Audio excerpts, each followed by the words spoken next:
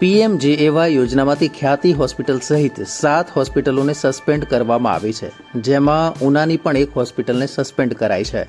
રાજ્ય સરકાર દ્વારા પીએમજેએવાય યોજનામાંથી ઉનાની મહેતા હોસ્પિટલને સસ્પેન્ડ કરવામાં આવી છે.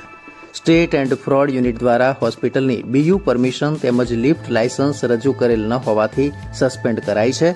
આ જીવનજ્યોત આરોગ્ય સંઘ સંચાલિત મહેતા હોસ્પિટલ છે, જેને પીએમજેએવાય યોજના અંતર્ગત સસ્પેન્ડ કરાઈ છે.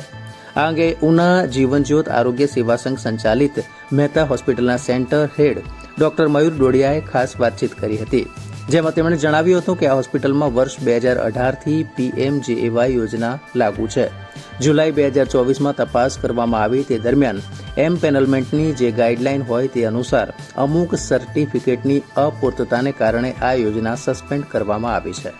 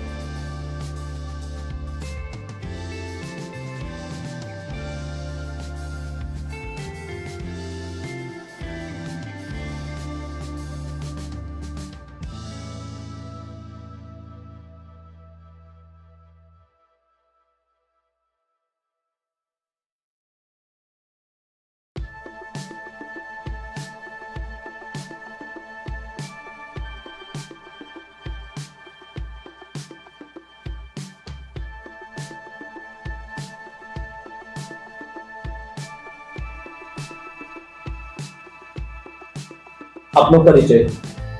હું ડોક્ટર મયુર ડોડિયા જીવનજ્યોત આરોગ્ય સેવા સંઘ ટ્રસ્ટ સંચાલિત હોસ્પિટલમાં સેન્ટર હેડની ભૂમિકા ભજવું છું.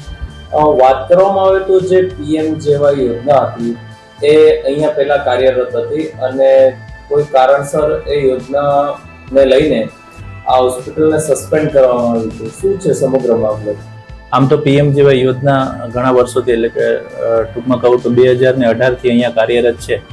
છેલ્લા જુલાઈ 2024ની અંદર જે ઇન્સ્પેક્શન કરવામાં આવ્યું તે દરમિયાન જે એમ્પેનલમેન્ટની ગાઈડલાઈન હોય એ ગાઈડલાઈન મુજબના અમુક સર્ટિફિકેટોની અપૂર્તતા હોવાના કારણે આ યોજના અત્યારે આપણી હોસ્પિટલમાં સસ્પેન્ડ છે.